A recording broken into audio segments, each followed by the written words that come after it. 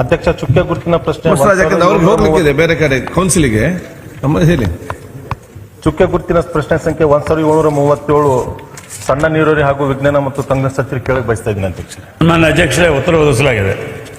ಅಧ್ಯಕ್ಷರು ಉತ್ತರ ಕೊಟ್ಟ 3 ವರ್ಷಗಳಲ್ಲಿ ಏನೇನು ಕೆಲಸಗಳು ನಮ್ಮ ಕ್ಷೇತ್ರದಲ್ಲಿ ಕೇಳಿದ ಅಧ್ಯಕ್ಷರೇ, ಕಳೆದ ಸರ್ಕಾರ ಇದ್ದ ಸಮಯದಲ್ಲಿ ಏನೇನು ಕೆಲಸಗಳು ಅದಕ್ಕೆ ಉತ್ತರ ಕೊಟ್ಟರ ಅಧ್ಯಕ್ಷ. ಈ ಕಡೆ ಈ 3 ವರ್ಷದಾಗ ಯಾವುದೂ ಕೂಡ ₹1 ಕೂಡ ಅನುದಾನ ಬಿಡುಗಡೆ ಆಗಿಲ್ಲ, ಯಾವುದೂ ಕೆಲಸ ಪ್ರಾರಂಭ ಆಗಿಲ್ಲ.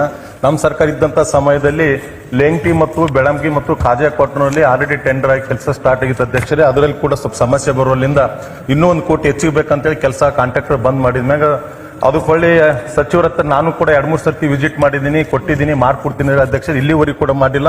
ಅವು ಗ್ರಾಮಗಳಿಗೆ ಹೋಗ್ಲಿಕ್ಕೆ ರಸ್ತೆಗಳೇ ಇಲ್ಲಿಗೆ ಅವು ಕೆಲಸ ಮಾಡಿದ್ರೆ ಮಾತ್ರ ಅಲ್ಲಿ ಹೋಗ್ಲಿಕ್ಕೆ ಬರ್ಲಿಕ್ಕೆ ಅನುಕೂಲ ಆಗ್ತದೆ. ಅನೇಕ ರೈತರು ಜಮೀನುಗಳಲ್ಲಿ ಇರೋದ್ರಿಂದ ಸಮಸ್ಯೆ ಬಹಳ ಆಗ್ತಾ ಇದೆ ಅಧ್ಯಕ್ಷರೇ. ಆದಷ್ಟು ಬೇಗನ ಹಿಂದಾಗಿದಂತ ಕೆಲಸಗಳಿಗೆಲ್ಲ ಆಲ್ರೆಡಿ ಕೆಲವು ಟೆಂಡರ್ ಆಗಿದೆ, ಕೆಲವು ಟೆಂಡರ್ ಪ್ರೊಸೀಜರ್ ಆಗಿದೆ ಅಧ್ಯಕ್ಷ. ನಾವು ಸಚಿವರಿಗೆ ಹೋಗಿ ಕೂಡ 2-3 ಸರ್ತಿ ಭೇಟಿಯಾಗಿ ಬಂದಿದ್ದೀನಿ. ಆದಷ್ಟು ಬೇಗ ಕೆಲಸ ಕ್ಲಿಯರ್ ಮಾಡಿಕೊಟ್ರು ಮುಂದಿನ ಕೆಲಸಗಳು ಮಾಡ್ಲಿಕ್ಕೆ ಅನುಕೂಲ ಆಗ್ತದೆ, ಮತ್ತೆ ರೈತರಿಗೂ ಕೂಡ ಅನುಕೂಲ ಆಗ್ತದೆ ಮುಖಾಂತರ ಕೇಳಕ್ ಬಯಸ್ತಿದೆ. ಮತ್ತೆ ಈ 3 ವರ್ಷದ ಯಾವುದೂ ಕೂಡ ₹1 ಅನುದಾನ ಬಿಡುಗಡೆ ಆಗಿಲ್ಲ ಅಧ್ಯಕ್ಷ. ಅವ್ರು ಏನ್ ಕೊಟ್ಟಿಲ್ಲ ಅಂತ ಹೇಳಿ. ಸಾಮಾನ್ಯ ಅಧ್ಯಕ್ಷರೇ, ಇವರ ಕ್ಷೇತ್ರದಲ್ಲಿ ಈಗಾಗಲೇ 38 ಕಾಮಗಾರಿ ಕೈಗೊಳ್ಳಕ್ಕೆ ಅಭಿವೃದ್ಧಿಗೊಳಿಸಲಾಗಿದೆ. ಅದು ಅನುಬಂಧ 1ರಲ್ಲಿ ಡೀಟೇಲ್ ಕೊಟ್ಟಿದ್ದೀವಿ. ಒಟ್ಟಿಗೆ 19,65,61,000 ಖರ್ಚು ಮಾಡಿ 29 ಕೆರೆ ಕಾಮಗಾರಿಗಳಲ್ಲಿ 32 ಕೆರೆಗಳನ್ನ ಅಭಿವೃದ್ಧಿ ಮಾಡಲಾಗಿದೆ. ಅತಿ ಮುಖ್ಯವಾಗಿ ಅವರು ಕೇಳಿರ್ತಕ್ಕಂಥದ್ದು ಒಂದು ಬೆಳಮಗಿ ಅಂತೇಳಿ ಅಲ್ಲಿ ಸಣ್ಣ ನೀರಾವರಿ ಕೆರೆಗೆ ಪ್ರೊಟೆಕ್ಷನ್ ವರ್ಕ್ ಆಗಬೇಕು ಅಂತೇಳಿ ನಮ್ಮ ಇಲಾಖೆ ಗಮನಕ್ಕೆ ತಂದಿದ್ದಿರ್ತಾವೆ. ಅದನ್ನ ಈಗಾಗಲೇ ಎಸ್ಟಿಮೇಟ್ ಮಾಡಿಸಿದ್ವಿ. ಅದು ನಮ್ಮ ಇಲಾಖೆಯವರು ಸಹಿತ ಮಾಡುವಂಥ ಅವಸರ ಒಂದು ಮಾತನ್ನು ಹೇಳಿದರೆ ಅದು ತಕ್ಷಣ ಈಗಾಗಲೇ ಟೆಂಡರ್ ಕರೆದು ಅದನ್ನು ಅನುಮೋದನೆ ಕೊಡ್ತೀವಿ ಅಧ್ಯಕ್ಷರೇ. ಅದೇ ಈಗ ಅದ್ರಿಗೆ ಲೆಂಟಿ ಮತ್ತು ಬೆಳಂಬಿ ಒಂದೇ ಪ್ಯಾಕೇಜ್ ನಲ್ಲಿ ಟೆಂಡರ್ ಆಗಿತ್ತು ಅಧ್ಯಕ್ಷರದು. ಅದು ಬಿಟ್ಟು ಕಾಜಾಕೋಟದಲ್ಲಿ ಆಡುಗೂಡ ಟೆಂಡರ್ ಆಗಿ ಕೆಲಸ ಪ್ರಾರಂಭ ಆಗಿತ್ತು. ಅದೇನು ಎಸ್ಟಿಮೇಟ್ ಸರಿಯಾಗಿಲ್ಲ, ಇನ್ನೂ 1 ಕೋಟಿ ಅದಕ್ಕೆ ಅಡಿಷನಲ್ ಬೇಕಂತ ಹೇಳಿ ಕಾಂಟ್ರಾಕ್ಟರ್ ಕೆಲಸ ಅಷ್ಟಕ್ಕೆ ಬಂದ್ ಮಾಡಿ ತಮ್ಮ ಹತ್ರ ನಾನು ಕೂಡ 2 ಸರ್ತಿ ಬಂದು ಭೇಟಿಯಾಗಿ ಹೋಗಿದ್ದೀನಿ. ತಾವು ಅದು ರಿವೈಸ್ ಎಸ್ಟಿಮೇಟ್ ಮಾಡಿ ಕೊಡ್ತೀನಿ ಅಂತ ಹೇಳಿ ಕೂಡ ಭೇಟಿಯಾಗಿ 3 ವರ್ಷ ಆಯ್ತು, ಇನ್ನೂ ತನಕ ಯಾವುದೂ ಕೂಡ ಪ್ರೊಸೀಜರ್ ಆಗಿಲ್ಲ.